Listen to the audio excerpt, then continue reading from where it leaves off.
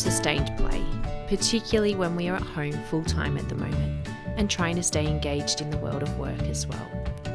We all get the frustration when you think you have a great idea and it works for all of 5 seconds and your child is back looking for something else to do. How do those magical educators at the centre make this work all the time, all day? In this series, we're going to talk about play. While we do that, we want to consider children's current experiences, their changes in lifestyle, and how to create play in the home while still being able to do your own thing as well. You do not have to run a replica childcare centre from your home. Trust me, even educators have a tough time implementing play experiences in their own homes. Our lives as adults have changed dramatically, and many of us are juggling multiple facets of life that we would normally be separating or have assistance provided. Such things as childcare, education, work, cleaning, shopping. In some ways, we are probably secretly happy that we do not have to do all of these extra things in our normal lives, but staying at home 24 hours a day comes with its own distresses. Meanwhile, for children, this is also the case. Sure, for most children, the home is a safe and comforting place, but their lifestyle has changed for the time being as well. No longer are they out the door soon after waking, no longer are they able to play with other children, no longer are they attending parties and functions to fill their weekend hours. No longer do they have their routine of childcare. No longer do they have multiple relationships to bounce their emotions off. So while we are at home for so many hours, so many of us are saying, why can't you just go and play? Children are wired for play. It's their thing. Play is how they make sense of the world. Through play, children question, make connections, theorise, test, express, understand. Boredom is okay as well. How many times do you hear, Dad, I'm bored. Mum, I'm bored. Allowing children to be bored is okay. Feeling like you do not have to entertain children all day long is important. From boredom comes resilience, creative thinking, and therefore new ideas. Let's go through what children might be experiencing now compared to what they are used to experiencing. When children are at their SDN service, play is what they do. But there are so many reasons why this setting is so very different to their experience at home. They are peer supported and interactive.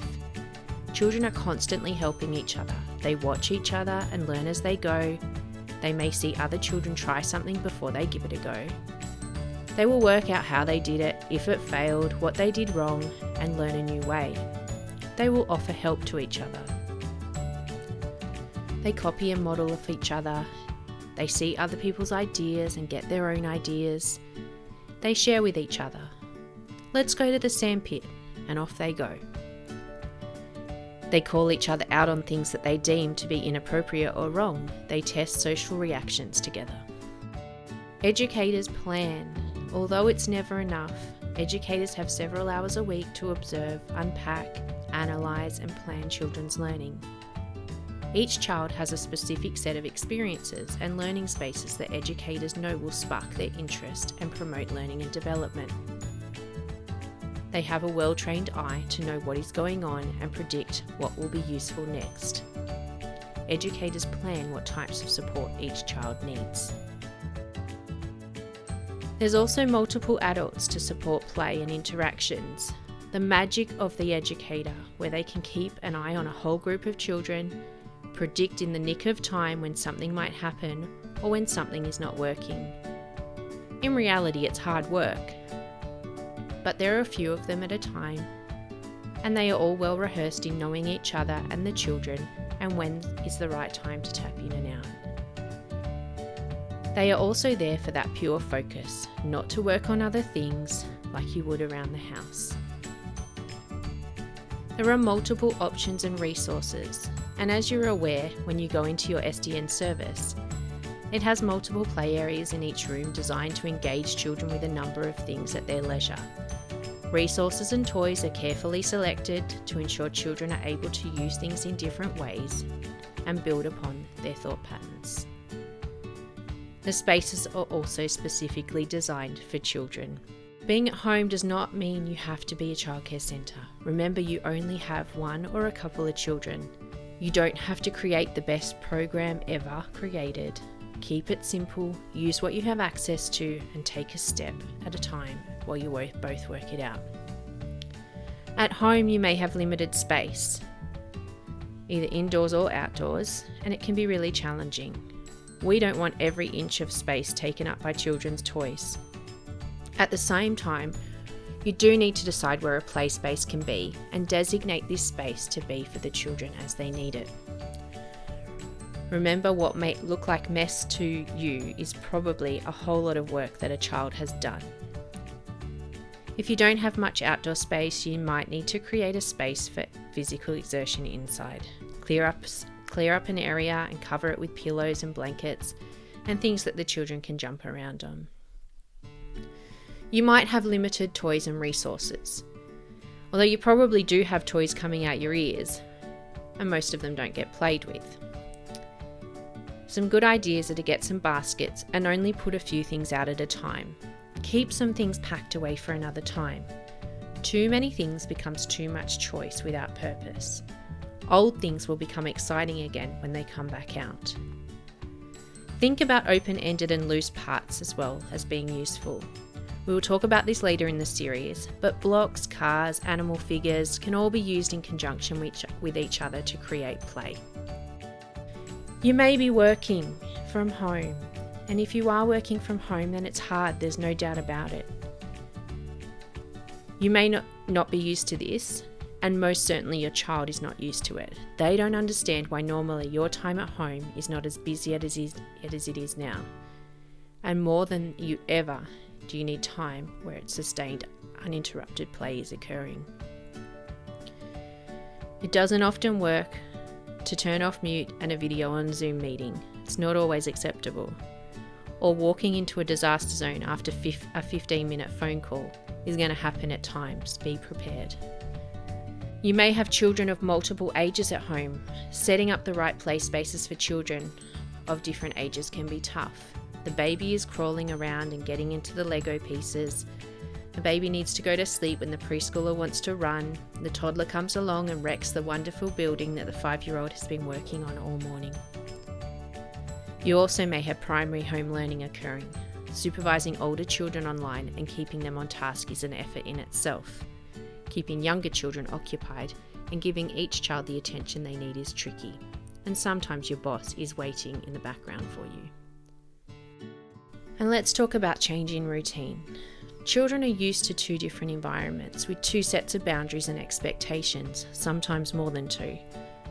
Some children are used to having limited time in the home, which is a huge change. You may be finding that behaviours are being exhibited by your child that is making this whole full-time home experience almost unbearable. We hope to help you with this, not in full today, but there are some things to consider. Remember, your child does not quite get why they are home. No one is actually sick around them, and as far as they're concerned, they have not cited this virus anywhere. If your child is displaying challenging behaviours, consider that they may be seeking connection and comfort. Prepare a routine that works for your child and for yourself. If there are stressful points, then consider the part of the day that this is in and change it. Plan for something external each day. This could be a Zoom call from your SDN service or a recorded group time. This will redirect some of the emotion back to where they are used to, seeing other familiar educators and children. This relationship dynamic can be new to your child. Yes, you are their parent and always have been, but usually there are other relationships day to day. Teachers, other children, cousins, grandparents, kids at the park, the local shop assistant. This is a new experience, only having 1 or 2 adults to bounce off all day, and they may be experimenting with you to understand what is acceptable in the relationship. So let's talk about adults' role in play. Adults do have a role in play, but don't overdo it. Remember, this is what children do. It is a time for them to investigate their own ideas and understandings. What you do when you are playing with children, plan it to be uninterrupted and free of distractions. You will also need to calm the adult thinking down and take your child's lead. Let them do the thinking. Think about your day, especially if you are working or have other commitments, how your time can be chunked out to be playtime, work time, house duties, etc. And what you are going to do with those times where you have to do something else, for example, when you are on a meeting. Routine times like lunch preparation, brushing teeth, setting the table, hanging out the washing are all times of the day that are important interactions between you and your child and filling your child's cup. There is also a lot of learning and teaching in these moments. Connect yourself in your child's play, even if you cannot be present. Ask them to create something for you while you are working or to look after your doll very carefully for a while. So how do we get sustained play in the home? Firstly, be realistic. Hours of play may not happen right away. Prepare for it to be 5 to 10 minutes at the beginning and build upon that. You can try and time it perfectly, but it probably won't happen like that. Don't beat yourself up if something great does not go as planned. Include playtime with you, phone and computers not included. Be okay with mess or set up a space that is okay to be a bit messy. We have some tips to build children's independence with play. It does involve you tapping in and out. Let's go through them. Be present. When you are present, be fully present. We think of this as filling the emotional cup of your child. This concept has the aim to satisfy children emotionally, so they are not constantly looking for your attention, which you cannot give at all times. Full attention part of the time is better than part attention all of the time. You will find that your child may come back for check-ins at points. When they do, they'll be looking for quick engagement and they'll go back off and play. Another way to look at this is to stoke the fire. Give engagement fully for a short period of time, maybe 15 to 20 minutes, playing with them in their space. Once your child is satisfactorily engaged, you will be able to exit the space while they continue. Serve and return and invitations to play. We really like the idea from Catherine Sewell, a play specialist, of serve and return. Serve an idea, wait for the child to return with their thoughts. They will likely want to quickly test the scenario.